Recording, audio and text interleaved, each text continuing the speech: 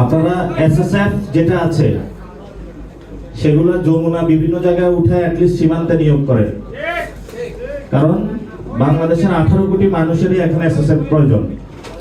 সীমান্ত আছে বুঝছেন, এই সীমান্তে দুজন বাংলাদেশিকে নির্যাতন করেছিল এই যে ভারত।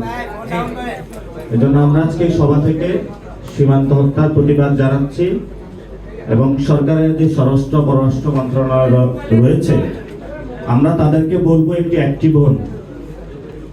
আপনারা এসএসএফ যেটা আছে সেগুলো যমুনা বিভিন্ন জায়গায় উঠে অ্যাটলিস্ট সীমান্তে নিয়োগ করেন, কারণ বাংলাদেশের 18 কোটি মানুষেরই এখন এসএসএফ প্রয়োজন।